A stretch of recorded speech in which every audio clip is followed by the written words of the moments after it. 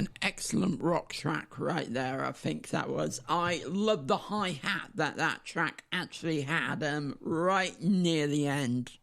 It was really excellently placed. It was like a speedy sort of one, it was. Yes, it definitely took a turn, didn't it?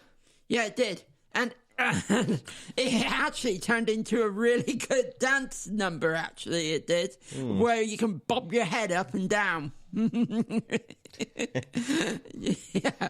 So that was an indie rock sort of track, I think that was. Yes. So I wanted to ask you, what do you think of the Marvels have come out and it's a flop in the cinema? Why do you think that is?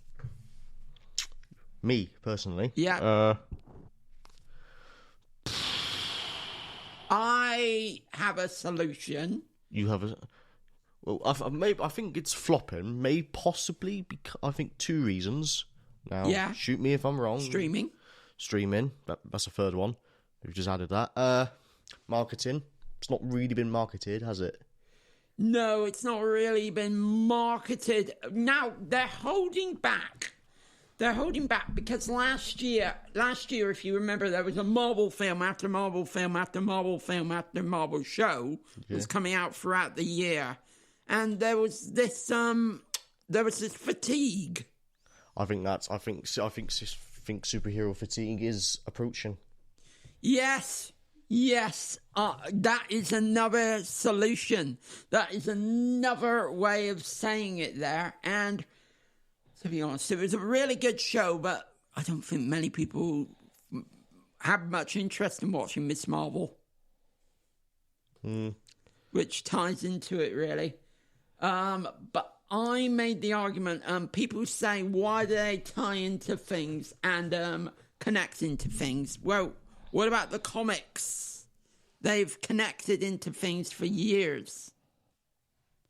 That's why I say to film fans that make that argument. Comic fans and film fans are completely different entities, though. Yeah. Yeah. I think what has happened is, and this is not a bad thing at all. It's not a bad thing at all. But what has happened is Marvel has fulfilled their wish and they've become like the comics. Yeah. They've become like the comics where you have to watch each comic, read each comic to see what story, and then there's a sidebar saying read program 165,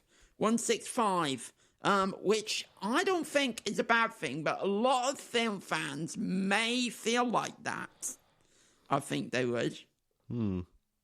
Yeah. So I'm sort of in the majority here. I can see why it doesn't work, but I can see the passion that got into it and the way, how far they've come from that little company, really. And at times, whenever I watch a Marvel film, I always think, what's Marvel and what's Disney? Because I think the adding in jokes is the Disney side of things, but the exploring of characters is the Marvel side of things. Okay. So when something gets very, very successful, like Marvel became after Endgame, Disney want to get a cash in the cow. They want to control it, really. So most of the stuff, it's not me. I haven't got behind the scenes knowledge at Marvel, but most of the stuff... He's got Mickey Mouse on speed dial.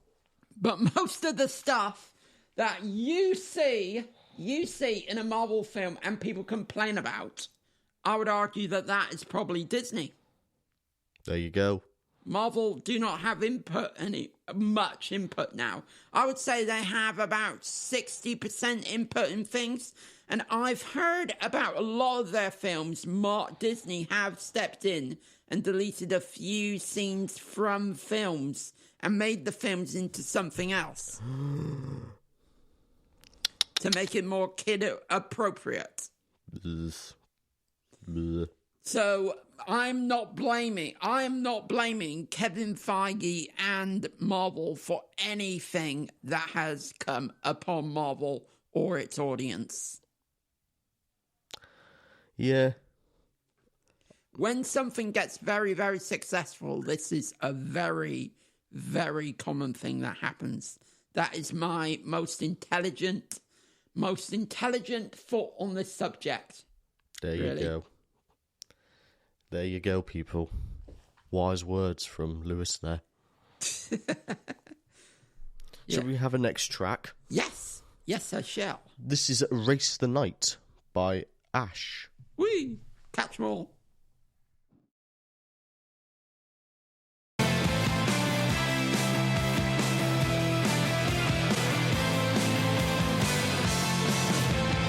Midnight comes and miss a girl on